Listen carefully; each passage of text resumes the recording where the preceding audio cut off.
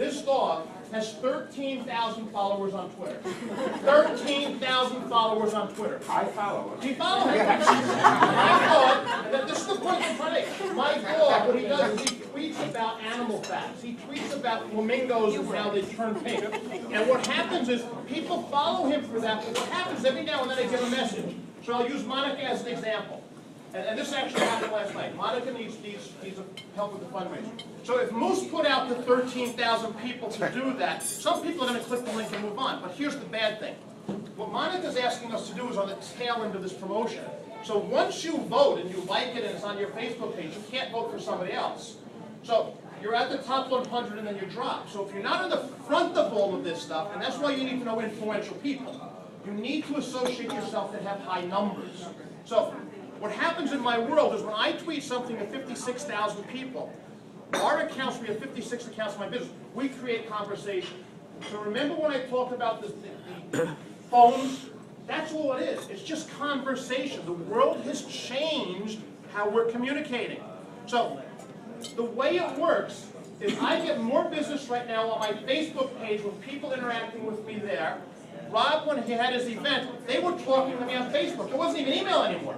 It wasn't even email anymore. And when you think about it, when I need to talk to Carolyn, what do? I send her a text message. Why do I send her a text message? Because I know eventually she's going to see, and she'll answer me when she has time to do that. Right? That makes sense. So I'm going to give you an example. I have a 12-year-old daughter. And it bugs the heck out of me. We go to a party, we go to something, and her cousin's sitting across the room, and they're texting back and forth. It drives me nuts. It drives me nuts. But this is what's happening. This is that generation and how they're being taught communication. Okay? We talked about the phone. We talked about the big phone with the thing. We talked about the smartphones. But here's the difference. My daughter talks that way. So, one day she's down in the basement, the wife says, Cliff, we're getting ready to eat, and I said, okay. She says, call Case. So I didn't feel like getting up, so I texted her, and I said, Case, we're eating. She says, okay. I said, come upstairs. A few minutes later, she doesn't come upstairs. She says, okay. So now I get along with my daughter, so she loves Winnie the Pooh. So at the end of the conversation, she said, I'm coming up now. I said, TTFN.